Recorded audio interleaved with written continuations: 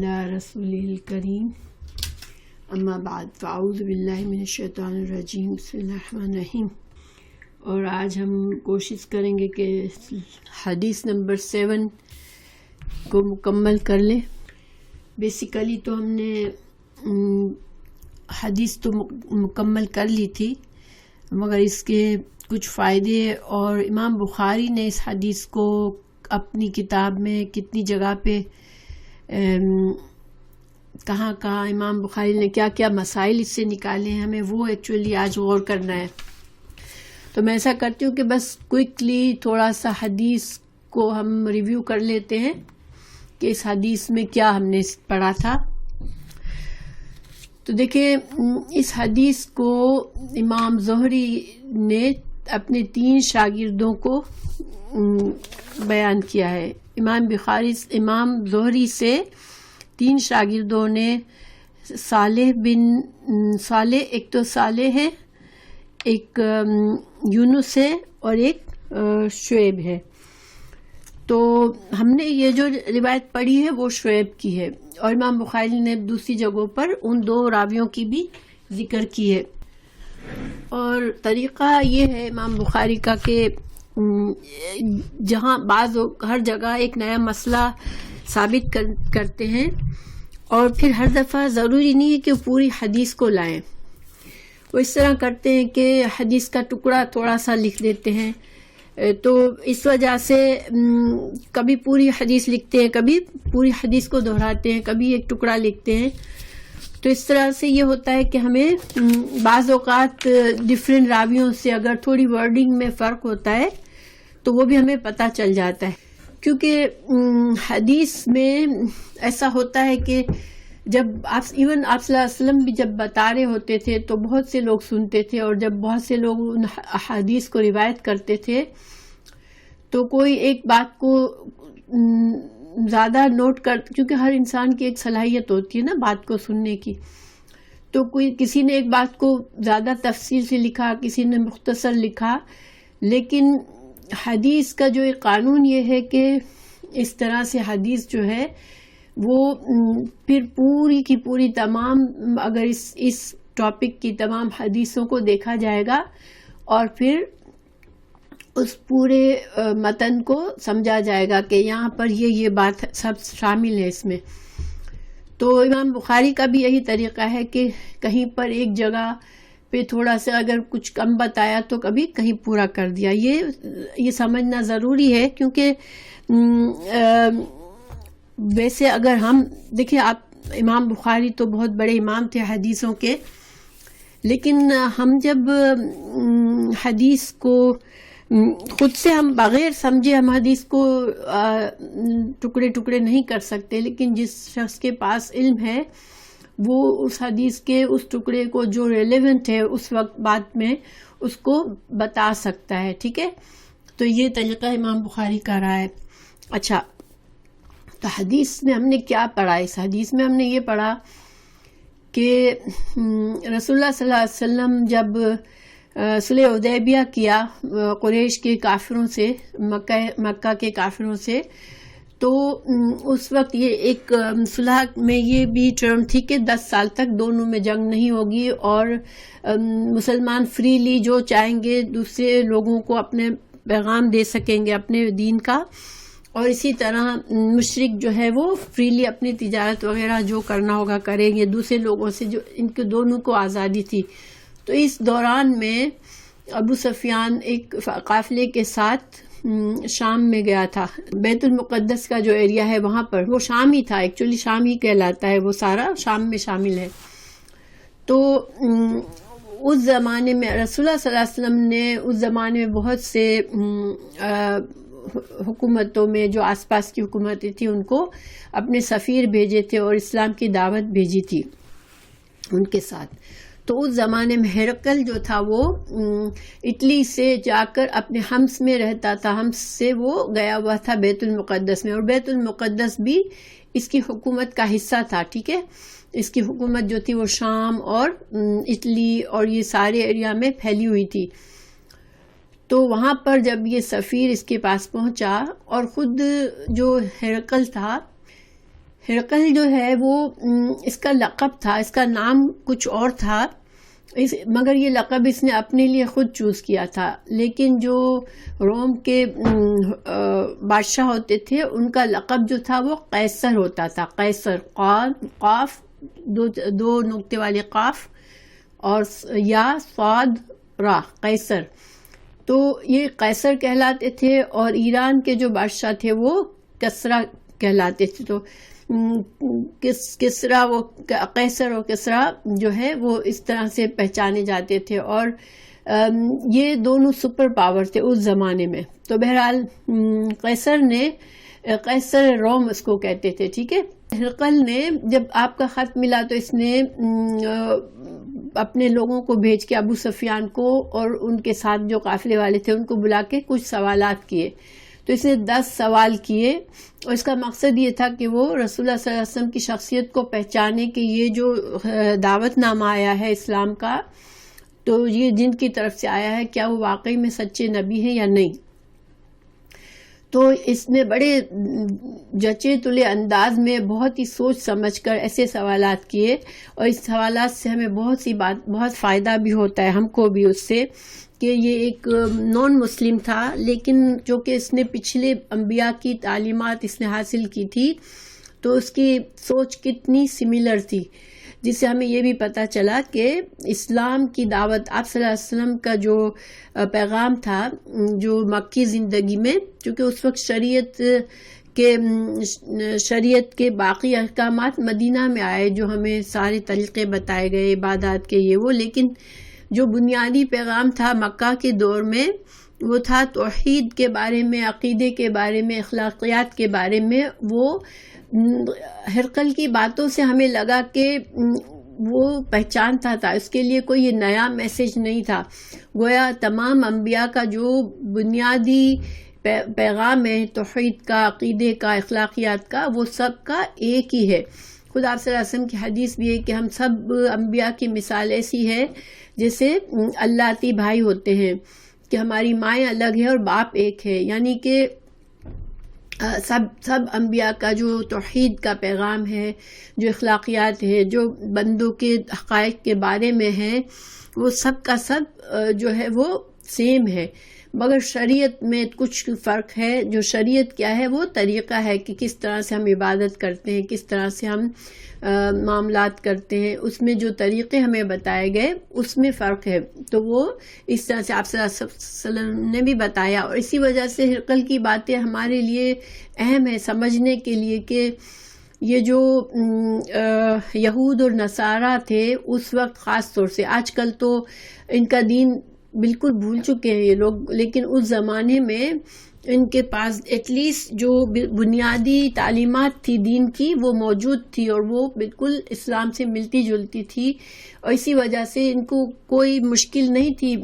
صلی اللہ علیہ وسلم کو سچا نبی سمجھنے میں. اسی طرح جب نجاشی جو کہ حبشہ کا بادشاہ تھا، وہ آپ صلی اللہ علیہ وسلم کا خط پڑھ کے رونے لگا، اور جب اس کے سامنے جعفر رضی اللہ عنہ نے، جو آپ صلی اللہ علیہ وسلم کے چچا کے بیٹے تھے، ابو طالب کے بیٹے تھے، انہوں نے سورہ مریم کی آیات پڑھی جس میں حضرت عیسیٰ علیہ السلام کے بارے میں تھا، تو وہ رو دیا کہ واقعی میں یہ بالکل سچ باتیں ہیں جو سورہ مریم میں حضرت عیسیٰ کے بارے میں کہی گئی ہے، جس میں یہ کہا گیا تھا کہ حضرت عیسیٰ اللہ کے نبی ہیں اور اللہ کے بندے ہیں. تو گویا اس زمانے میں جو لیڈرز تھے، جو مذہبی پیشوا تھے، وہ بہت اچھی طرح آپ صلی اللہ علیہ وسلم کو پہچان گئے تھے. تو صرف جو نہیں مانا وہ اپنی ہٹ دھرمی کی وجہ سے نہیں مانا. اسی وجہ سے دیکھیں ہرقل جو ہے اس کی باتوں سے ہمیں اندازہ ہو گیا کہ وہ ایمان اس کے دل میں داخل ہو چکا ہے، وہ رسول اللہ صلی اللہ علیہ وسلم کو سچا نبی سمجھ گیا ہے، کیونکہ اس نے کہا کہ میں جو ہوں وہ آپ صلی اللہ علیہ وسلم کے تک پہنچ سکوں تو میں آپ کے پیر دھوں، یعنی آپ کی خدمت کروں. تو اس کے دل میں ایمان تھا، اس کے دل میں خواہش بھی آئی کہ وہ مسلمان ہو جائے، مگر اس کے اسلام کو قبول کس لیے نہیں ہوا کہ اس کو چاہیے تھا وہ آپ کا خط پڑھ کے جیسے ایمان اس کے دل میں آیا وہ اس کو ایمان کو قبول کر لیتا، اور باقی اللہ پر چھوڑ دیتا کہ اللہ تعالیٰ اس کی حفاظت کرے گا، تو شاید اللہ سبحانہ تعالیٰ جو ہے وہ اس کے ایمان کی بدولت اس کے لیے آسانی کر دیتے، اس کے لوگوں تک بھی ایمان پہنچ جاتا۔ لیکن چونکہ وہ اپنی حکومت کے لوز کرنے سے ڈر گیا، اپنی جان کے خطرے سے ڈر گیا، کیونکہ اس کے جو دوست تھا، اس کا ساتھی تھا، اس کو قتل کر دیا گیا، دغاتر کو، تو یہ بھی ڈر گیا کہ کہیں مجھے بھی قتل کر دیا جائے گا اور میری حکومت بھی چلی جائے گی، تو اس وجہ سے وہ ایمان کا دعویٰ نہیں کر سکا، ایمان کو قبول نہیں کر سکا اور محروم رہ گیا اور کفر کی حالت میں دنیا سے رخصت ہوا۔ تو یہ حدیث جو ہے بہت اہم ہے، اور امام بخاری نے اس سے کئی مسائل نکالے ہیں۔ تو انشاءاللہ میں آپ کو ون بائی ون بتاتی ہوں۔ سب سے پہلے اس وحی کے باب میں امام بخاری کا کیا مقصد تھا۔ دیکھیں پوری حدیث میں کہیں بھی وحی کا نام نہیں آیا ہے، ٹھیک ہے، مگر وحی کے باب کتاب میں امام بخاری اس حدیث کو لائے ہیں۔ تو کیوں؟ تو کیونکہ وحی کے بارے میں 6 احادیث ہم نے پڑھی، ان احادیث میں امام بخاری نے وحی کیا ہے اس کو سمجھایا، ہمیں وحی کا نزول کی کیفیت کو سمجھایا، وحی کے اقسام کو سمجھایا کہ وحی جو ہے وہ مطلوبی ہے، غیر مطلوبی ہے، یعنی کہ قرآن کے صورت میں بھی موجود ہے اور آپ صلی اللہ علیہ وسلم کی تعلیمات کی صورت میں بھی وہ بھی وحی ہے۔ تو ہمیں یہ بھی بتایا کہ زمانہ وحی کب تھا اور مقام وحی سمجھایا ہمیں، یہ ساری تفصیلات بتائی امام بخاری نے 6 احادیث میں۔ اب ضروری تھا کہ وحی جس پر نازل ہوئی اس شخصیت کے بارے میں بتایا جائے کہ وہ کیسی شخصیت تھی، اور یہ امام بخاری نے اس حدیث سے ثابت کیا، کیونکہ اس میں آپ صلی اللہ علیہ وسلم کے 2 مخالفین جو کہ بہت بڑی پوزیشنز میں تھے، ہرقل جو تھا وہ بادشاہ تھا روم کا، اور ابو سفیان جو تھا وہ مکہ کا سردار تھا، اور 2 اتنی بڑی ہستیاں تھیں، اور دونوں کی جو گفتگو ہوئی رسول اللہ صلی اللہ علیہ وسلم کے اخلاق کے بارے میں، آپ کی تعلیمات کے بارے میں، وہ اتنی بلند پایا تھی کہ اور پھر اس نے آخر میں یہ کہا بھی کہ یہ جو ہے میں اگر آپ صلی اللہ علیہ وسلم تک پہنچتا تو آپ کی خدمت کرتا۔ تو یہ ساری باتیں جو ہے نون مسلم، اس وقت ابو سفیان بھی مسلمان نہیں ہوئے تھے، تو 2 نون مسلم بڑی پوزیشن کی ہستیوں نے آپ صلی اللہ علیہ وسلم کے بارے میں جو باتیں کی اور جو گواہی پیش کی کہ ایک نبی ہی ایسا ہو سکتا ہے، یہ ساری خصوصیات نبی کی ہو سکتی ہے۔ تو گویا کہ چونکہ ہرقل جو تھا وہ دوسرے پچھلے انبیاء کی پہچان تھی اس کو کہ ان کی تعلیمات سے واقف تھا، ایک ایسے آدمی نے جب اس کی گواہی دی کہ یہ بھی رسول ہیں اللہ کے، تو گویا کہ اس سے یہ ثابت ہوا، امام بخاری نے یہ مسئلہ ثابت کیا کہ اللہ سبحانہ تعالیٰ کیسی شخصیات کو انبیاء بناتا ہے، اور پھر چونکہ پچھلے انبیاء پر وحی کا نزول ثابت تھا ہرقل پر، تو گویا کہ آپ صلی اللہ علیہ وسلم پر بھی وحی کا نزول ہوا، کیونکہ اسی طرح سے اللہ سبحانہ تعالیٰ اپنے رسولوں کو احکامات دیتے ہیں، پیغام بھیجتے ہیں اپنے باقی بندوں کے لیے۔ تو یہ تعلق کہ وحی جس شخصیت پر وحی نازل ہوئی اس کا تعارف کروایا امام بخاری نے، تو اس طرح سے یہ وحی کے باب میں اس کو لایا گیا، ٹھیک ہے۔ اب وحی اس حدیث کو امام بخاری حدیث نمبر 51 پر بھی لائے ہیں، اور وہاں پر انہوں نے یہ مسئلہ اس سے نکالا ہے کہ جو ہمارا ایمان ہے وہ کبھی گھٹتا ہے اور کبھی بڑھتا ہے، کیونکہ ایمان جو ہے صرف دل کی بات نہیں ہے کہ اچھا میں نے مان لیا کہ ایمان ہے میرے دل میں، اللہ ہے، رسول ہے، میں نے مان لیا، بس اس کے بعد نہ میرا کوئی عمل ہو، نہ میں زبان سے لا الہ الا اللہ محمد رسول اللہ کا کلمہ پڑھوں، تو پھر میرا ایمان جو ہے وہ مکمل نہیں ہے۔ ایمان کی تکمیل کیسے ہوتی ہے؟ جب دل میں یقین آتا ہے اللہ پر اور اللہ کے رسول پر، پھر اس یقین کا اظہار زبان سے ہوتا ہے، پھر انسان اپنے عمل سے اس کا ثبوت دیتا ہے کہ ہاں میں مسلمان ہوں، اسی لیے میں مسلمانوں کی طرح کے کام کر رہا ہوں۔ تو چونکہ یہاں پر ہرقل نے جو ہے وہ اس کے دل میں ایمان آیا، مگر اس کے صرف دل کی حد تک رہا، وہ نہ اس کی زبان سے اس نے کلمہ ادا کیا، کلمہ شہادت نہیں کہا، اور نہ ہی اس نے جو ہے وہ عمل کیا ایمان کا۔ اس وجہ سے اس کا ایمان قابل قبول نہیں تھا، کیونکہ میں نے آپ کو لاسٹ ٹائم بتایا تھا کہ رسول اللہ صلی اللہ علیہ وسلم کو اس نے لکھ کر بھیجا تھا کہ میں مسلمان ہوں، تو آپ صلی اللہ علیہ وسلم نے اس وقت اس کا خط پڑھ کے کہا تھا کہ نہیں، یہ جھوٹ بولتا ہے، یہ مسلمان نہیں ہے، کیونکہ اس سے جو ریکوائرڈ تھا کہ اپنے اسلام کو سر عام قبول کرتا، اور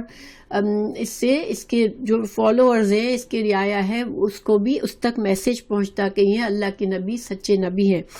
تو امام بخاری نے کس پوائنٹ سے، کس جگہ سے یہ مسئلہ ثابت کیا ہے؟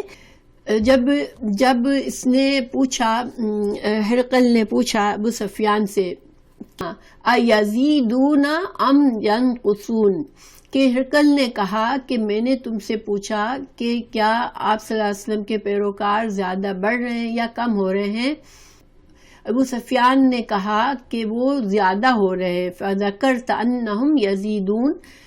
تو پھر ہرقل نے اس سے کیا اندازہ لگایا، كَذَلِكَ أَمْرُ الْإِيمَانِ حَتَّى يَتِمَ، کہ ایمان جو ہے وہ، اس کی حقیقت یہی ہے کہ ایمان آہستہ آہستہ دل میں داخل ہوتا ہے، وہ بڑھتا رہتا ہے یہاں تک کہ وہ مکمل ہوتا ہے۔ تو گویا ہرقل کو بھی معلوم تھا کہ ایمان جو ہے وہ ایک بڑھنے اور گھٹنے والی چیز ہے۔ تو امام بخاری نے اس سے یہاں پر یہ مسئلہ ثابت کیا کہ ایمان جو ہے وہ ایک جامد چیز نہیں ہے، بلکہ ایمان جو ہے وہ نیک کام کرنے سے بڑھتا ہے، اور گناہوں سے ایمان کمزور ہوتا ہے۔ تو اب اس میں کون سی بڑی بات ہے؟ اب آپ پوچھیں گے کہ اچھا تو اس کا کیا مقصد ہے، یہ کیوں مطلب ضروری تھا، امام بخاری نے یہ مسئلہ کیوں اس سے ثابت کرنے کی کوشش کی؟ تو دیکھیں، یہ ایک بہت بڑا اختلافی مسئلہ بن گیا تھا، اور اس سے بہت سے فرقے بن گئے تھے۔ ابھی ہم انشاءاللہ کتاب الایمان پڑھیں گے تو ہم جانیں گے کہ بہت سے فرقے اس اختلاف میں بن گئے کہ کسی نے کہا کہ ایمان ایک جامد چیز ہے، ٹھیک ہے، کہ وہ نہ گھٹتا ہے نہ بڑھتا ہے۔ انسان ایک بار کہہ دے کہ میں مسلمان ہوں تو پھر وہ مسلمان ہے، اور سارے مسلمان اس لحاظ سے برابر ہوتے ہیں درجے میں، چاہے وہ صحابہ کرام ہو، چاہے وہ ایک عام بندہ ہو۔ اگر وہ کہتا ہے کہ میں مسلمان ہوں تو وہ اس کا ایمان سب کا برابر ہوتا ہے۔ ایک یہ نظریہ تھا، ٹھیک ہے، اور ایک نظریہ یہ تھا کہ نہیں، ایمان جو ہے وہ صرف دل کے اندر ایمان آنا نہیں ہوتا، دل سے یقین کرنا، زبان سے اقرار کرنا، اور عمل سے اس کو ثابت کرنا، اور جب ہم نیک اعمال کرتے ہیں تو ایمان بڑھتا ہے، اور جب ہم گناہ کرتے ہیں تو ایمان گھٹتا ہے۔ یہ صحیح تعریف ہے ایمان کی۔ لیکن بہت سے فرقے گمراہ ہوئے اور انہوں نے غلط عقیدہ کیا۔ انشاءاللہ جیسے ہم ایمان کی کتاب پڑھیں گے تو ہمیں یہ مطلب سمجھ آئے گا۔ تو امام بخاری نے اس حدیث کے اس ٹکڑے پر کہ جو ہرقل تھا وہ حالانکہ پچھلے انبیاء کی تعلیمات کو جانتا تھا، مگر اس کو ایمان کی صحیح حقیقت معلوم تھی کہ ایمان جو ہے وہ بڑھتا ہے نیکیاں کرنے سے، اور انسان آہستہ آہستہ انسان کے دل میں ایمان بڑھتا رہتا ہے اگر وہ نیک اعمال کرتے رہے، اور وہ زبان سے بھی اور عمل سے بھی ظاہر کرے۔ اچھا، اب دوسرا جو مسئلہ یہ آئی ہوپ کہ آپ لوگوں کو سمجھ میں آیا، یہ مسئلہ 51 والا کہ ایمان کی حقیقت کو ثابت کیا۔ مسئلہ امام بخاری نے ایمان کی حقیقت کے مسئلے کو ثابت کیا کہ یہ ایک جامد چیز نہیں ہے، بلکہ یہ بڑھتی اور گھٹتی ہے، اور ہم میں سے جو بھی مسلمان ہیں وہ اس کو محسوس کرتے ہیں۔ دیکھیں، کبھی ہم لوگوں کے دل اتنے اللہ کے لیے نرم ہو جاتے ہیں، ہماری نمازیں خوبصورت ہونے لگتی ہے، ہم کو قرآن پڑھنے میں مزہ آتا ہے، ہم کو دینی محفلوں میں جانے میں اچھا لگتا ہے، اور کبھی سستی طاری ہو جاتی ہے. کبھی ہمارا دل نہیں چاہتا کہ ہم بیٹھ کے کوئی اچھا کام کریں, نیکی کا کام کریں, اور ہمارا دل باغی ہونے لگتا ہے. تو وہ ہمارے ایمان کی کمزوری ہوتی ہے اس وقت, جس وقت ایمان ہمیں جن چیزوں سے ہمیں محبت ہونی چاہیے, اللہ سے, اللہ تعالیٰ کے کلام سے, اللہ کے رسول صلی اللہ علیہ وسلم سے, اور جو اللہ کے دین کی سچی سمجھ حاصل کرنے سے, ان چیزوں سے محبت جب کم ہونے لگتی ہے, جب ہماری نمازوں میں خشوع و خضوع بہت کم ہو جاتا ہے, اور بلکہ ہم نمازوں کو بھول ہی جاتے ہیں, وقت گزر جاتا ہے اور نمازیں ہمیں یاد ہی نہیں رہتی, تو یہ ساری باتیں کیا ہے, یہ ایمان کی کمزوری. اور یہ کب ہوتی ہے, جب ہمارا دھیان دوسری طرف ہو جاتا ہے, ہم جو ہے کسی غلط, جو اللہ کے ناپسندیدہ طریقے ہیں, ہم اس کی طرف جا رہے ہوتے ہیں. یہ ہمارے لیے ایک پہچان ہے ایکچولی, کہ جب دل ایسا ہونے لگے کہ ہمیں قرآن پڑھنے سے سستی آ رہی ہے, دین کی باتیں سننے سے سستی آ رہی ہے, اور ہمیں کوئی جیسے کوئی نیکی کی دل میں خواہش نہیں اٹھتی, یا اگر آتا بھی ہے خیال تو ہم اس کو بعد میں کر لیں گے, ایسے کر کے ٹال دیتے ہیں. تو اس وقت ایک مسلمان کو بے چین ہو جانا چاہیے, کیونکہ یہ ایمان اس کا ہے جو کہ کمزور ہو رہا ہے, اور کمزور جتنا ہمارا ایمان کمزور ہوتا ہے اتنا شیطان ہم پر حاوی آنے لگتا ہے. کیونکہ اللہ تعالیٰ نے فرمایا ہے کہ میرے بندوں پر تیرا کوئی زور نہیں چلے گا. جب شیطان نے قسم کھائی کہ میں تیرے بندوں کو گمراہ کروں گا اور جہنم میں لے جاؤں گا, تو اللہ نے فرمایا تھا جا تجھے جو کرنا ہے کر لے, مگر میرے خاص بندوں پر تیرا کوئی اثر نہیں ہوگا. اور اللہ سبحانہ تعالیٰ نے جب یہ کہا تو اللہ تعالیٰ کا یہ بات اس لیے تھی کہ اللہ تعالیٰ نے جو ایمان میں جو خالص بندے ہوتے ہیں, جو اپنے ایمان کی فکر کریں گے, جو بندے اور ایمان کی حفاظت کریں گے, ان کو شیطان ان کا کچھ نہیں بگاڑ سکے گا. ٹھیک ہے, تو انشاءاللہ یہ ہم لوگوں کے لیے بہت اس میں غور و فکر کی بات ہے, اور سمجھنے کی بات ہے, اور اپنے ایمان کی فکر کرنے کی بات ہے. دیکھیں جب ہماری ہیلتھ خراب ہونے لگتی ہے جسمانی طور پر, ٹھیک ہے, تو ہم بڑے فکر مند ہو جاتے ہیں کہ کیوں میری ہیلتھ خراب ہو رہی ہے. ہم بھاگتے ہیں ڈاکٹر کے پاس, ہم جو کچھ کرنا ہوتا ہے, دوائی لینی ہے یا کچھ بھی ہمیں کرنا ہے, ہم کرتے ہیں. کیوں؟ کیونکہ ہم اپنے جسم کی حفاظت کرنا چاہتے ہیں. لیکن ہمارا ایمان بہت ہی اہم چیز ہے, اور ایمان کی حفاظت بھی ضروری ہے, کیونکہ ایمان کم بھی ہو جاتا ہے اور ایمان بڑھتا بھی ہے. تو جب آپ کو نماز میں کبھی آپ کا دل اتنا نرم ہے اللہ کے لیے کہ آپ کو نماز میں مزہ آتا ہے, اور رمضان میں آپ لوگوں نے فیل کیا ہوگا کہ رمضان میں الحمدللہ ہم سب کے ایمان بہت ہائی چلے جاتے ہیں, کیونکہ رمضان میں پہلی بات شیطان جو ہوتے ہیں, وہ بڑے شیطان جو ہے وہ زنجیروں میں ہوتے ہیں, وہ ہم کو بہکا نہیں سکتے. اور دوسری بات یہ کہ رمضان میں چونکہ ہم عبادات پر زور دے رہے ہوتے ہیں, تو جتنی عبادات زیادہ کرتے ہیں اتنا زیادہ ہمارا دل اللہ کے قریب ہونے لگتا ہے. تو اور یہ جو ہے نا, اس کو مس کرنا چاہیے انسان کو. یہ اگر ہم اس سے غافل خود کو کریں گے اور ہم اس محبت کو فیل نہیں کریں گے, اللہ اور اللہ کے رسول کی محبت کو اپنے دل میں فیل نہیں کریں گے, تو ہمارا ایمان خطرے میں ہے. اور دیکھیں ہم اس طرح بھی سمجھ سکتے ہیں کہ دنیا میں ہم اپنے جن لوگوں سے ہمیں محبت ہے, ہم کچھ دنوں میں اگر ان سے تعلق نہ ہو تو ہم بے چین ہو جاتے ہیں کہ ہم ان سے ملنا چاہتے ہیں, ہم ان سے بات کرنا چاہتے ہیں. اور یہ ایک محبت کی نشانی ہوتی ہے کہ ہمیں ان سے محبت ہے. تو جب ہمیں اللہ سے محبت ہے تو ہمیں, اگر ہمارا دل غافل ہونے لگتا ہے تو ہمیں بے چین ہونا چاہیے. ٹھیک ہے, اور ہمیں اللہ کی طرف بھاگنا چاہیے. پھر امام بخاری نے اس حدیث سے 2681 پر یہ مسئلہ ثابت کیا ہے کہ اس نے پوچھا کہ ہرکل نے پوچھا کہ آپ صلی اللہ علیہ وسلم تم کو کس چیز کا حکم دیتے ہیں. تو پھر ابو سفیان نے بتایا کہ ہم کو وہ عبادت, اللہ کی عبادت کرنے کا حکم دیتے ہیں کہ ہم اللہ کے ساتھ کسی کو شریک نہ کریں, وہ ہمیں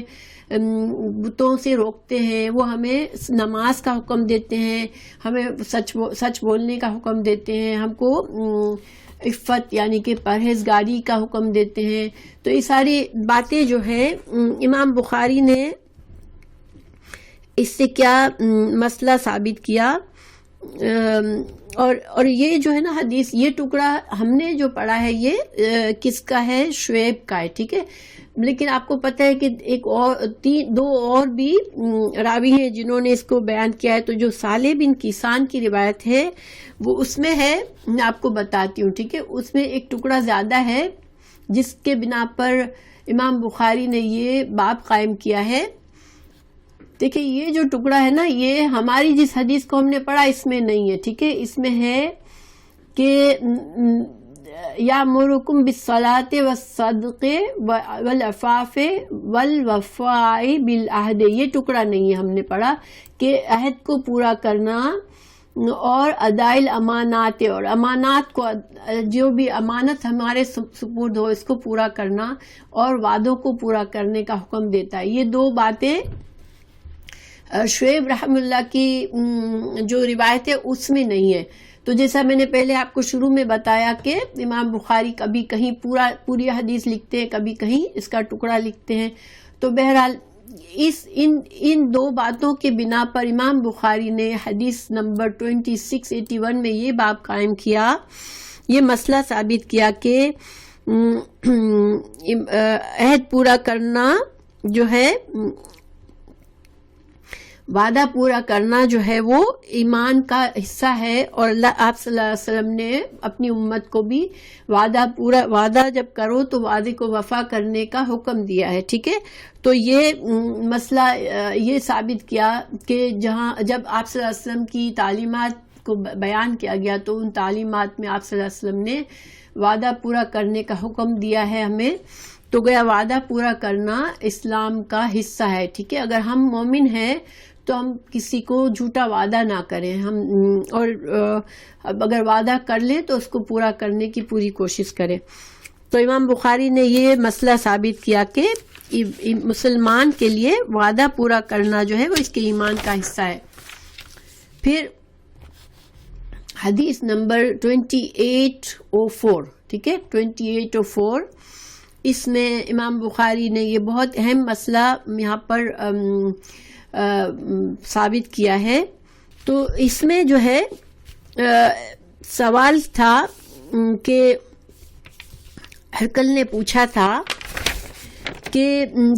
تمہاری کبھی جنگ ہوئی اس شخص سے جس نے نبی کا وعدہ کیا ہے، نبی کا دعویٰ کیا ہے، کیا تمہاری اس سے کبھی جنگ ہوئی ہے؟ تو ابو سفیان نے کہا کہ ہاں جنگ ہوتی ہے، اور کبھی وہ جیت جاتے ہیں اور کبھی ہم جیت جاتے ہیں، کبھی وہ ہم کو نقصان دیتے ہیں اور کبھی ہم نقصان دیتے ہیں. تو امام بخاری نے کیا مسئلہ یہاں سے ثابت کیا کہ کیونکہ ہرقل نے جواب میں کیا کہا کہ کذالک الرسل یبتلی ثم تکون لهم العاقبہ، کہ انبیاء کرام کا معاملہ ایسا ہی ہوتا ہے کہ اللہ تعالیٰ ان کی آزمائش کرتا ہے. جنگ میں کبھی ان کو فتح دیتا ہے، کبھی ہار دیتا ہے، لیکن انجام جو ہوتا ہے وہ انبیاء کے حق میں ہوتا ہے. یہ ایک اہم مسئلہ ہے، کیونکہ دیکھیں دنیا میں جنگیں تو ہوتی ہیں، ٹھیک ہے، لیکن اسلام اور ہر نبی کو جنگ کرنی پڑی ہے. تو جنگیں جو ہے کیوں ہوتی ہے؟ کیونکہ ہر نبی کا مشن یہ ہوتا ہے کہ وہ اللہ کی زمین پر اللہ کے دین کو غالب کرے. اللہ کے اور دین کیا ہے؟ یہ ہمارا قانون ہے، اللہ کا قانون ہے.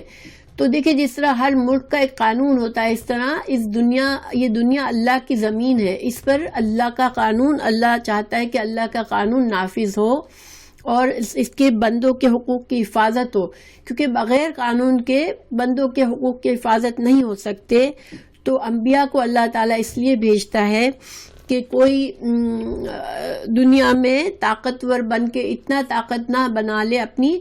کہ وہ اپنے آپ کو ہی اللہ سمجھنے لگے، کہ اس حد تک کہ وہ لوگوں کے حقوق کو غصب کرے اور ظلم و ستم کرے اور دنیا میں فساد کرے، ٹھیک ہے. تو اب اللہ تعالیٰ انبیاء کو اس مشن کے ساتھ بھیجتا ہے کہ وہ دنیا میں اللہ کے دین کو قائم کرے. اس کے لیے سرکش لوگوں سے جنگ بھی کرنی پڑتی ہے، لیکن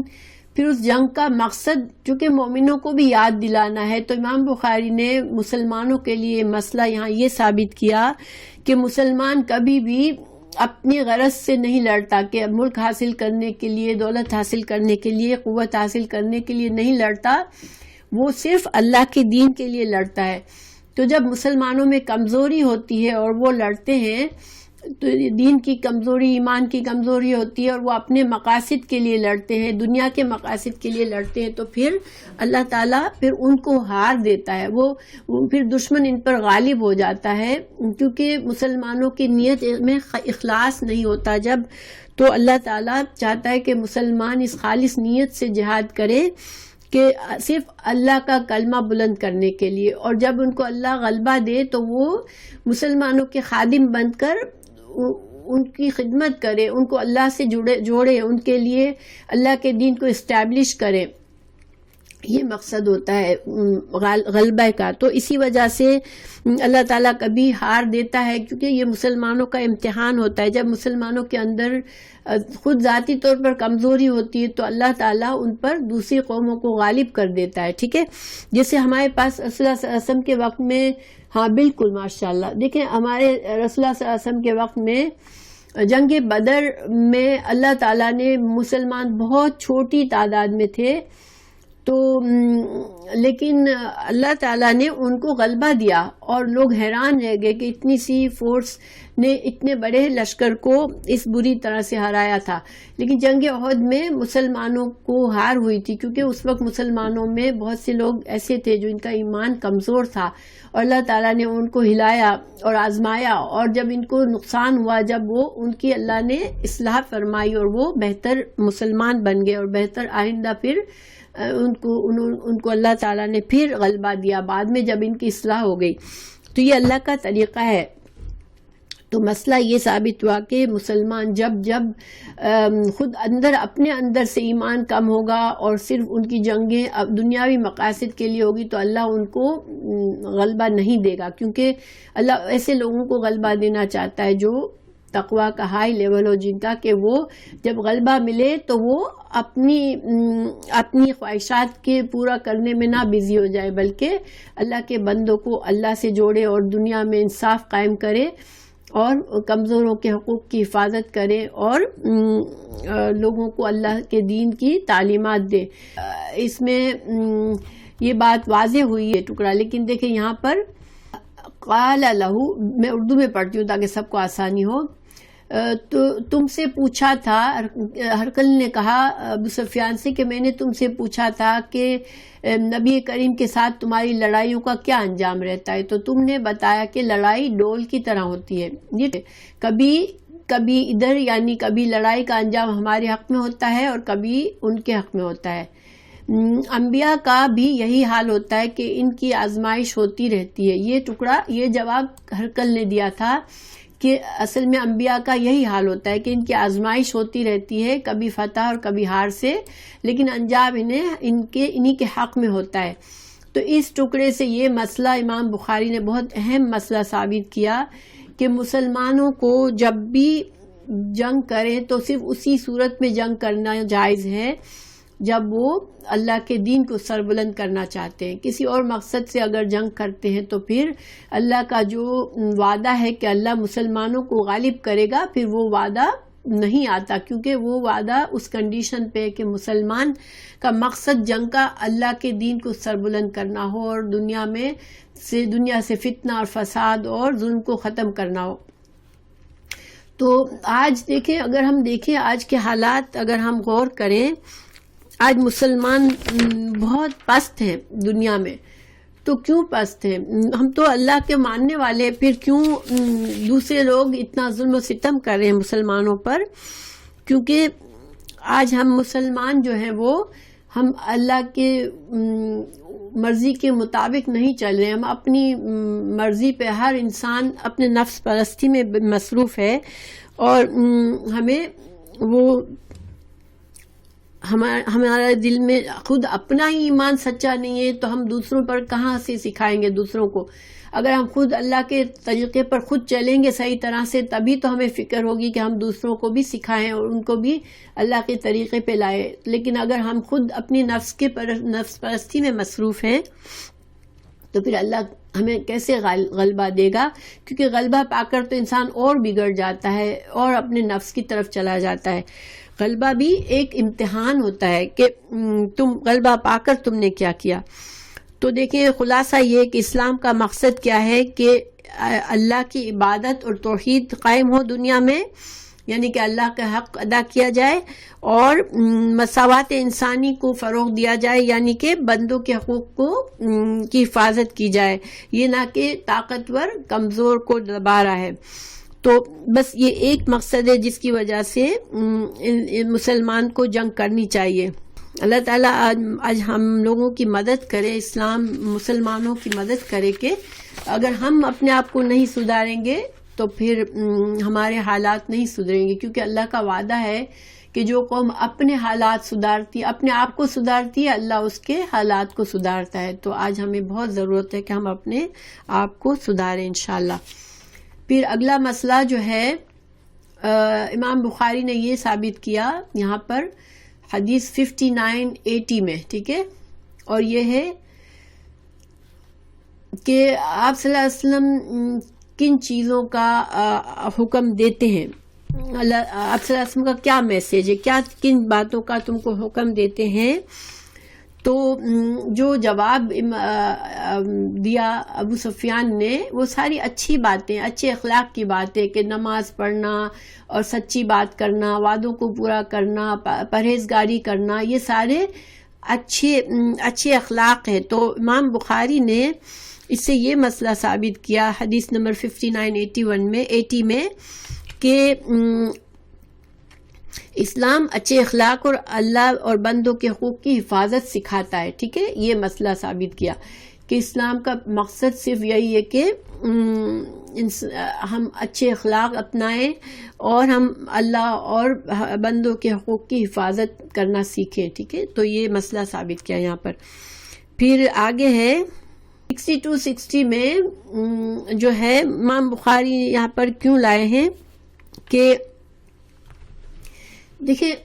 اسلام کا ایک مینر یا اخلاق اللہ نے سکھایا ہے کہ جب تم کسی کے گھر پر جاؤ، سورہ نور میں ہے کہ کسی کے دروازے پر جاؤ، اپنا تعارف کراؤ. لوگ جب تم انٹر ہو تو لوگ آلریڈی تم پتہ ہو، ان کو پہچان ہو تمہاری کہ کون آ رہا ہے ہمارے گھر میں. ٹھیک ہے، تو چونکہ آپ صلی اللہ علیہ وسلم کا مشن یہ تھا کہ دنیا بھر میں جہاں بھی اللہ کی عبادت نہیں ہو رہی وہاں جا کے اللہ کے قانون کو، اللہ کے دین کو رائج کرنا ہے. تو آپ صلی اللہ علیہ وسلم وہ ظاہر اس کے لیے فوج کشی بھی کرنی تھی، فوج لے کر لشکر بھی لے کر جانا تھا اور لڑائیاں بھی کرنی تھی، اس لیے کہ ہر کوئی آسانی سے تو اپنی بڑائی کو نہیں چھوڑ دیتا. تو یعنی کہ شر کے پہلوؤں سے جنگ بھی کرنی تھی. لیکن آپ صلی اللہ علیہ وسلم نے جس طرح ایک اسلام کا شعار ہے کہ اپنا تعارف کراؤ، پہلے اپنے بتاؤ سامنے والوں کہ تم کون ہو. تو یہاں پر چونکہ آپ صلی اللہ علیہ وسلم نے اپنے خط میں لکھا کہ یہاں اس ٹکڑے سے کہ رسول اللہ صلی اللہ علیہ وسلم نے اپنے خط میں لکھا بسم اللہ الرحمن الرحیم من محمد عبد اللہ و رسولہ الی ہرقل عظیم الروم سلام علی من اتبع الہدا، کہ اس پر سلامتی جس نے ہدایت کو قبول کر لیا. اما بعد فانی ادعوک بدعایت الاسلام، یہ جو ٹکڑا ہے کہ میں تم کو اسلام کی دعوت دینے والا ہوں اور میں اللہ کا رسول ہوں، اللہ کا بندہ اور رسول ہوں. تو اس ٹکڑے کی وجہ سے امام بخاری نے یہ مسئلہ ثابت کیا کہ رسول اللہ صلی اللہ علیہ وسلم نے اپنا تعارف کرایا، اپنا اعلان کرایا کہ میں اللہ کا رسول ہوں، میں وہ رسول ہوں جس کا تم انتظار کر رہے تھے اور میں آ گیا ہوں. کیونکہ یہ ایک اہل کتاب کے لوگوں کو میسج دینا تھا، تو اور جو کہ یہ لوگ فیملیئر تھے کہ رسول اسی مقصد سے آتے ہیں کہ وہ دین غالب کرے. تو اس کو آپ صلی اللہ علیہ وسلم نے اپنا تعارف کرایا، دعوت بھیجی اور ایک سفیر کے ساتھ بھیجی، لشکر لے کر نہیں گئے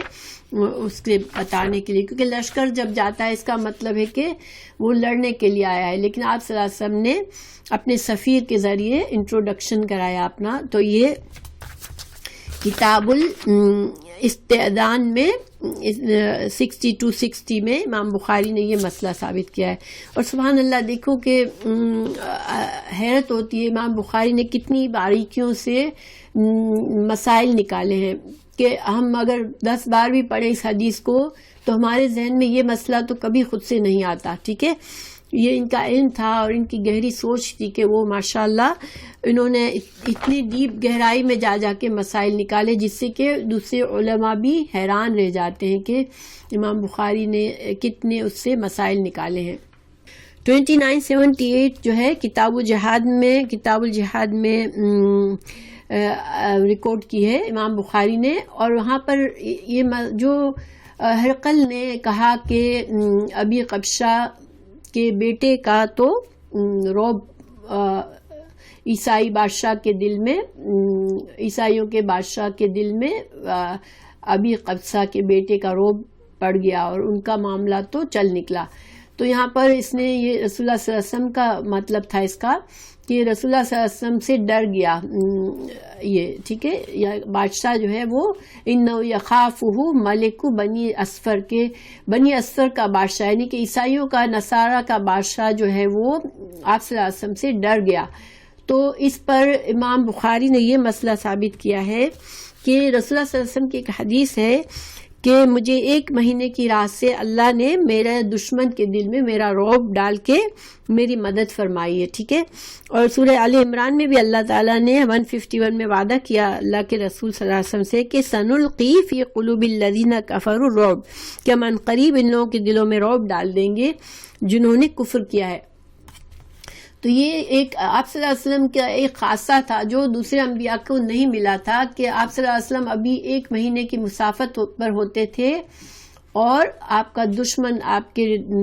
کے خوف سے کانپنے لگتا تھا. اسی لیے دیکھیں جنگ احد کا اگر کسی نے پڑھا ہے تو جنگ احد میں کافر جیت رہے تھے, مشرک جیت رہے تھے, لیکن جیتی ہوئی جنگ کو چھوڑ کے میدان سے چلے گئے. تو یہ حضرت ابن عباس نے کہا کہ اللہ نے ان کے دلوں میں رسول اللہ صلی اللہ علیہ وسلم کا خوف ڈال دیا کہ وہ چلے گئے, ورنہ وہ چاہتے تو اس وقت مسلمانوں کو زیادہ نقصان پہنچا سکتے تھے, مگر اللہ تعالیٰ نے ان کو خوف میں مبتلا کر دیا. پھر اچھا حدیث نمبر 3174 اس میں امام بخاری نے یہ مسئلہ ثابت کیا کہ جب ہرقل نے پوچھا کہ کیا رسول اللہ صلی اللہ علیہ وسلم دھوکہ دیتے ہیں, ٹھیک ہے, تو ابو سفیان نے کہا نہیں, دھوکہ ابھی تک تو دھوکہ نہیں دیا ہے, مگر پتہ نہیں اب ہمارا ان سے معاہدہ چل رہا ہے تو پتہ نہیں کہ وہ اب ہم کو دھوکہ دیتے ہیں یا نہیں. تو یہ جو ٹکڑا تھا یہ اس بات کو ثابت کرتا ہے کہ آپ صلی اللہ علیہ وسلم کی خصوصیات میں دھوکہ دینا نہیں تھا, اور امام بخاری نے یہ مسئلہ ثابت کیا کہ پیغمبر صلی اللہ علیہ وسلم جو بھی اللہ کے پیغمبر ہوتے ہیں وہ دھوکہ نہیں دیتے, اور نہ ہی اسلام جو ہے عہد کو توڑنے کو اور دغا بازی کی شریعت میں منع ہے, ہمارے لیے بھی منع ہے, مسلمانوں کے لیے بھی منع ہے کہ ہم دھوکہ نہ دے, کسی کو وعدہ کرے تو وعدہ پورا کرے. سورہ مائدہ میں اس کا ذکر اللہ نے فرمایا کہ مسلمانوں اپنے وعدوں کو پورا کرو. تو وعدہ توڑنا ایک ہماری شریعت کے خلاف ہے, یہ مسئلہ ثابت کیا امام بخاری نے. پھر حدیث نمبر 4553 میں کیا مسئلہ ثابت کیا ہے کہ رسول اللہ صلی اللہ علیہ وسلم نے آل عمران کی آیت نمبر 64 کو لکھ کر ہرقل کو دعوت دی. ٹھیک ہے, تو گویا کہ امام بخاری نے یہ اس مسئلہ ثابت کیا کہ قرآن کی آیت کے ذریعے دعوت دینا بھی ثابت ہے. یعنی دیکھیں ایک نان مسلم کو دعوت دے رہے تھے اور اس میں قرآن کی آیت لکھی اللہ کے پیارے رسول صلی اللہ علیہ وسلم نے, وَيَا أَهْلَ الْكِتَابِ تَعَالَوْا إِلَىٰ كَلِمَةٍ سواء بیننا و بینکم ان لا نعبد الا اللہ ولا نشرک بہ شیئا ولا یتخذ بعضنا بعضا اربابا من دون اللہ فإن تولوا فقولوا اشہدوا بأننا مسلمون. تو یہ آیت جو ہے سورہ آل عمران کی آیت ہے, اور یہ اس سے ایک تو یہ مسئلہ ثابت کیا کہ قرآن کی آیت کے ذریعے بھی دعوت دے سکتے ہیں. مسلمان جو ہے نان مسلم کو قرآن سنا کر بھی دعوت دین دے سکتے ہیں. اور دوسرا یہ بھی مسئلہ یہاں پر ثابت ہوتا ہے کہ قرآن کو نان مسلم کے ہاتھ میں دیا، کیونکہ یہ خط ان کے ہاتھ میں دیا، ہرقل کے ہاتھ میں دیا، اور ہرقل کے ترجمان نے اس کو پڑھا اور ترجمہ کیا. تو گویا کہ یہ مسئلہ ہوا کہ اس جائز ہے غیر مسلم کو بھی قرآن کی آیات لکھ کر دینا جائز ہے. ہاں اگر یہ کہ ہمیں شیور ہے کہ یہ انسان بے حرمتی کرے گا تو پھر اس کو نہ دیں، ورنہ ہم اس کو دین کی سمجھ لانے کے لیے، دین کی دعوت دینے کے لیے قرآن کی آیت دے سکتے ہیں. پھر 59-80 میں امام بخاری نے یہ مسئلہ ثابت کیا کہ اسلام اچھے اخلاق اور اللہ کے بندوں کے حقوق کی حفاظت سکھاتا ہے. ٹھیک ہے، یہ شاید میں نے ابھی کر لیا تھا، آپ کو بیچ میں نے یہ ساری اسکپ کر دی تھی غلطی سے، 59-80 کر دی تھی پہلے. پھر 62-60 میں یہ مسئلہ ثابت کیا تھا کہ امام رسول اللہ صلی اللہ علیہ وسلم نے اپنا اعلان کیا اور سیدھے لشکر لے کے نہیں گئے، یہ بھی میں نے آپ کو بتا دی تھی. اب 71-96 میں ایک اور مسئلہ ثابت کیا امام بخاری نے کہ چونکہ جو ترجمان تھا، کیونکہ یہ اس کو عربک نہیں آتی تھی ہرقل کو، تو اس نے ترجمان کو بلایا اور اس نے ترجمہ کیا. تو اب ظاہری بات ہے کہ ترجمان ایک تھا، ٹھیک ہے، اور اس نے جو بھی ترجمہ کیا اس پر یقین کیا ہرقل نے کہ ٹھیک ہے یہ بات صحیح بتائی ہے اس نے. تو امام بخاری یہ کہہ رہے ہیں کہ اگر ایک آدمی جو کہ بھروسے کے قابل ہے، اگر وہ آپ کو بہت اہم بات بتاتا ہے تب بھی وہ قابل قبول ہے. ہم اس وقت یہ نہیں کہیں گے کہ نہیں 2 لوگ آ کر بتائیں، اس کی تصدیق کریں تب ہم اس کو قبول کریں گے. جیسے کہ آپ کو پتہ ہے کہ گواہی دینے میں 2 گواہی جو ہے وہ 2 مردوں کی ہے، 2 مسلمان گواہی دیتے ہیں، یا ایک مسلمان مرد اور 2 عورتیں گواہی دیتے ہیں. لیکن جب کوئی اہم خبر کوئی لاتا ہے تو پھر کیا اس میں بھی ہمیں 2 لوگ دیں جب ہی قبول کریں گے یا ایک سے بھی لے لیں گے؟ یہ بڑا مسئلہ ہے، اور اس سے فقہی اختلافات بہت سے ہوئے ہیں علماء میں، کیونکہ بہت سی احادیث آپ صلی اللہ علیہ وسلم کی ایسی پہنچی جو صحیح احادیث تھی، مگر ان کی سند میں کہیں پر ایک راوی تھا صرف، ٹھیک ہے،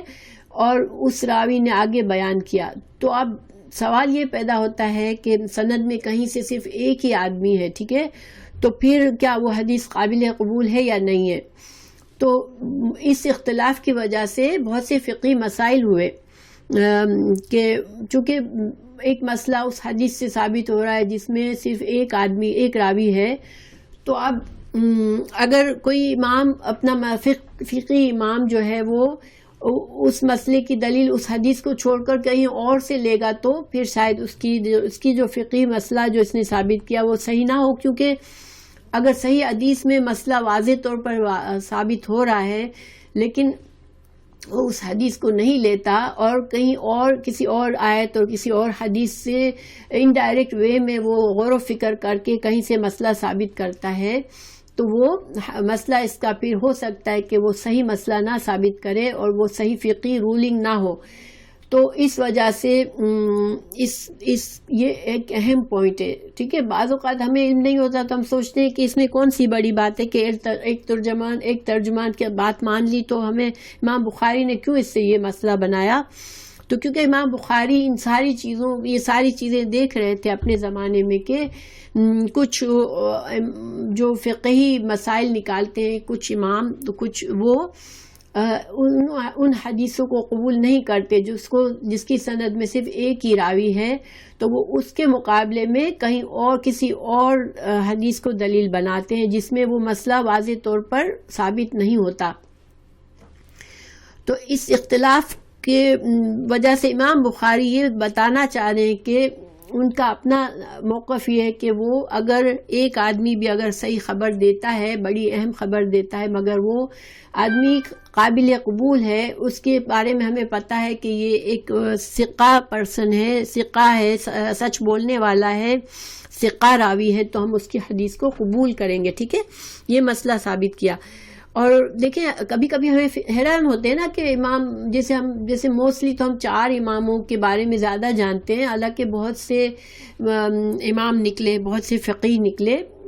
تو ان 4 کی زیادہ مشہور ہوئی ان کی فقہ. تو ہم کبھی کبھی دیکھتے ہیں کہ کیوں ان میں اتنا اختلاف ہے, ان کے مسائل بتانے میں اختلاف کیسے ہو گیا جبکہ سارے لوگ حدیث اور قرآن سے ہی مسئلہ بیان کر رہے ہیں. تو اس کی ایک وجہ یہ بھی ہے کہ ایک سمجھ لے کہ 3 علماء ہیں, 3 امام ہیں جنہوں نے اس حدیث کو قبول کیا جس سے مسئلہ ثابت ہوتا ہے, جس میں صرف ایک ہی راوی ہے مگر مسئلہ واضح طور پر ثابت ہے کہ ہاں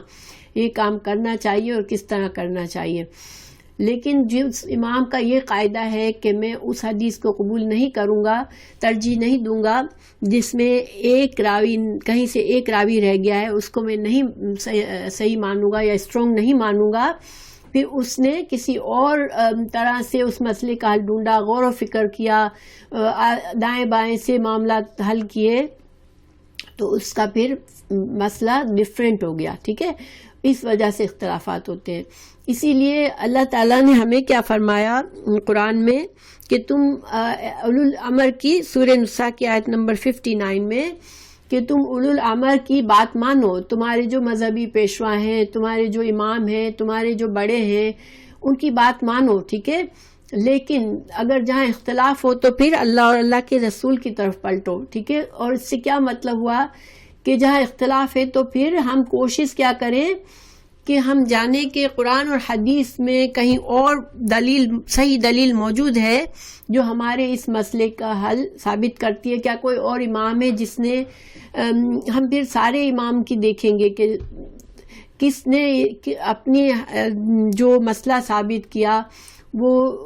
کس حدیث کی بیس پر کیا, اور وہ حدیث کس درجے کی ہے. ٹھیک ہے, وہ صحیح ہے, حسن ہے, ضعیف ہے, کیا ہے.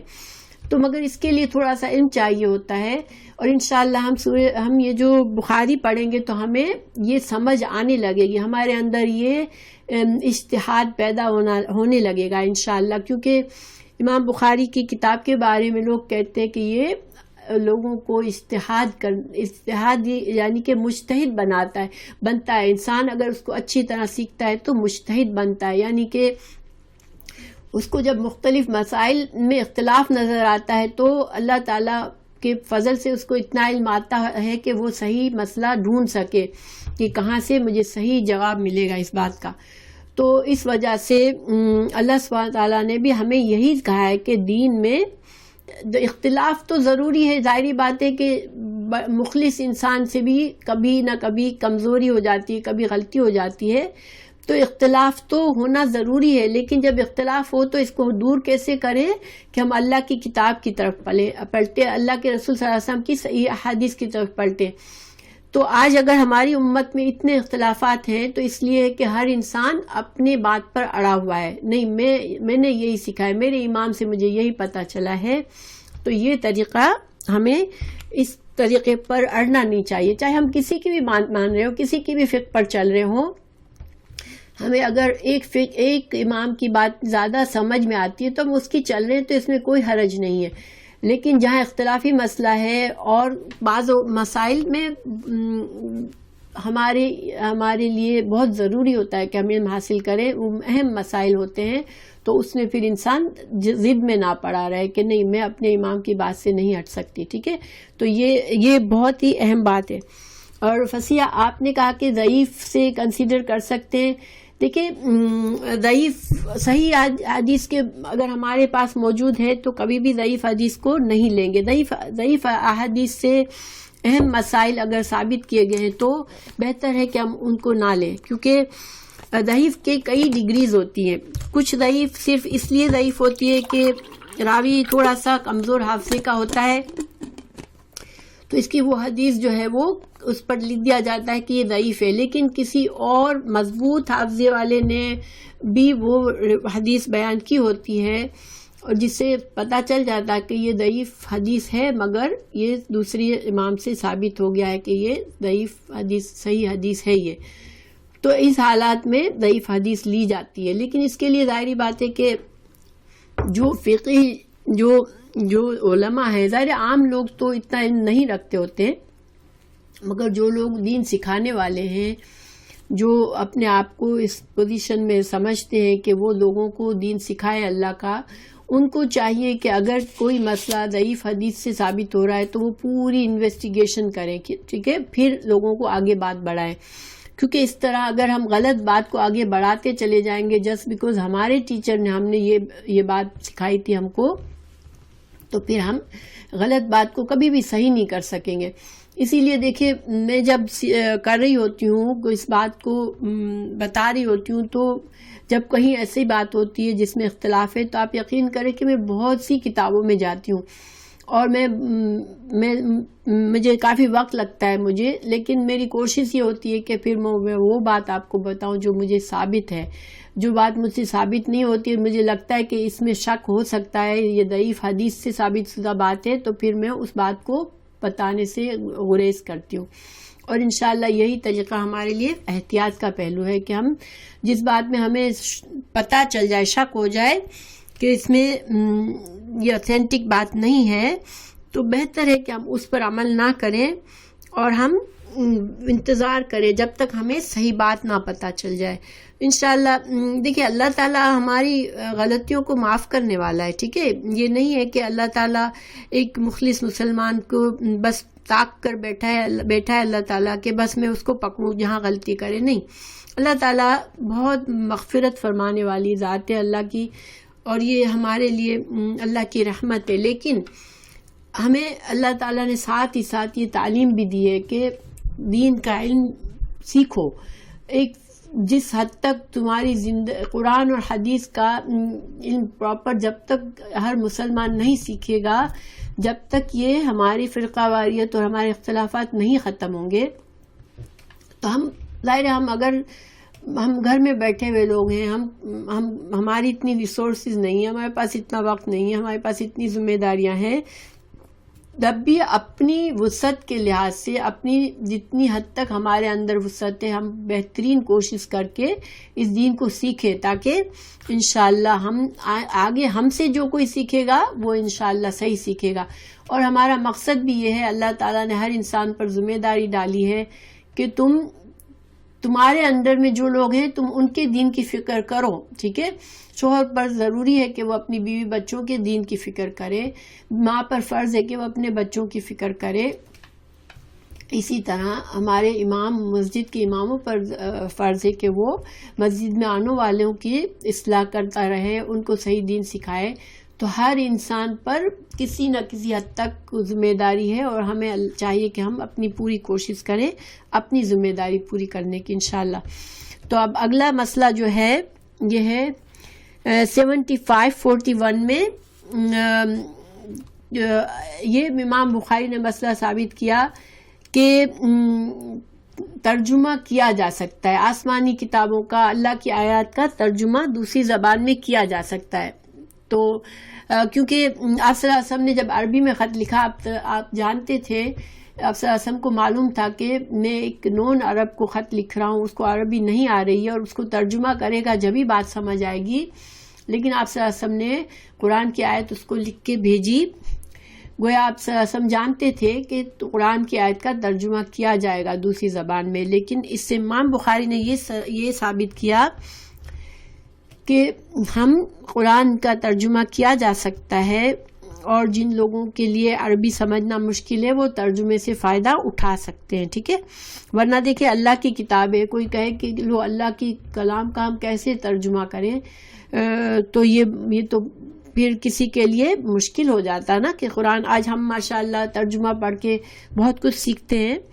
تو اگر یہ ہو جاتا کہ اللہ کے کلام تو میں ہم کیسے بدلیں، کیسے ہم اس کو ترجمہ کریں، اپنی زبان میں کیسے ڈالیں. ہاں، لیکن فرق کیا ہے کہ تلاوت صرف قرآن کی ہی عربی زبان میں جیسے اللہ نے کلام نازل کیا ویسے ہی ہونی ہے، اور اس تلاوت کا جو ایک ایک حرف کا اجر و ثواب ہے وہ بھی صرف اسی وقت ہے جب ہم قرآن کو عربک میں پڑھیں.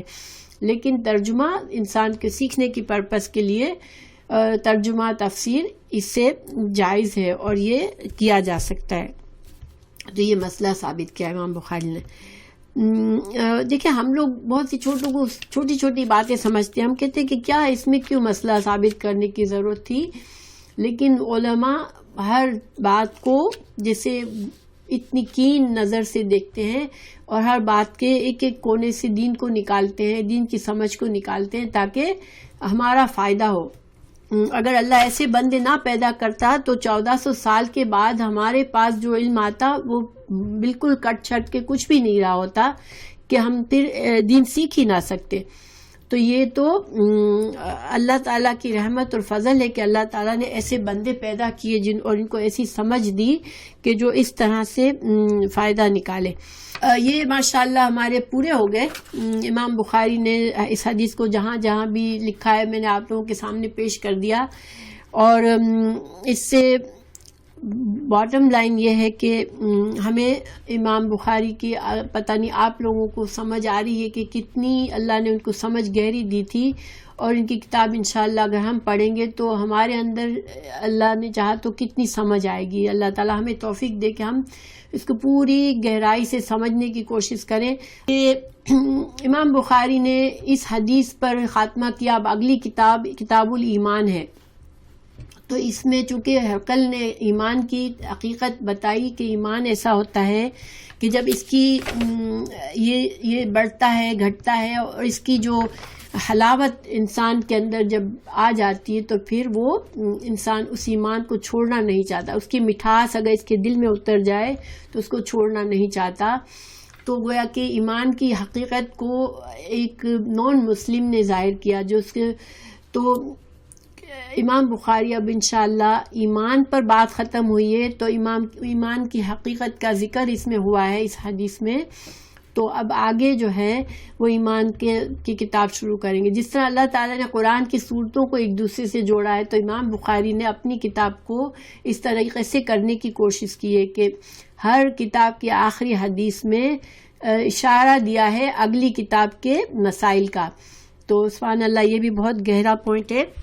تو انشاءاللہ، اور دوسری بات یہ کہ دیکھیں جب وحی سے انسان کے دل میں وحی کی حقیقت پتہ چلنے سے ایک یقین دل میں آئے گا، تو اگلا اسٹیپ نیچرلی ایمان کا آئے گا کہ اب ایمان وہ اب زبان سے بھی اقرار کر لے گا انسان، اور ہم نے بھی وحی کو سچ مانا تو ہم نے ایمان کا اقرار کیا اور کلمہ شہادت کہا، اور پھر اعمال بعد میں آتے ہیں۔ تو اسی طرح سے اسی ترتیب سے امام بخاری نے بھی کیا ہے ماشاءاللہ۔ تو اللہ تعالیٰ ان کے لیے ثواب جاریہ بنائے، ان کے لیے رحمت میں اللہ تعالیٰ اور برکت دے، اپنی رحمت میں ان کو اجر عطا کرے، اپنی رحمت و جنت فردوس عطا کرے۔ اور اللہ سبحانہ تعالیٰ جن لوگوں نے محنت کی اور ہم تک یہ علم پہنچایا، اللہ تعالیٰ ان سب کو اجر عظیم عطا کرے، اور اللہ تعالیٰ ہماری اس کوشش کو قبول فرما لے جو ہم کر رہے ہیں یہاں پر، میں اور آپ کر رہے ہیں، اور اللہ تعالیٰ ہمیں دین کی صحیح سمجھ عطا کرے، آمین۔ تو انشاءاللہ اب اگلی کتاب الایمان شروع کریں گے ہم۔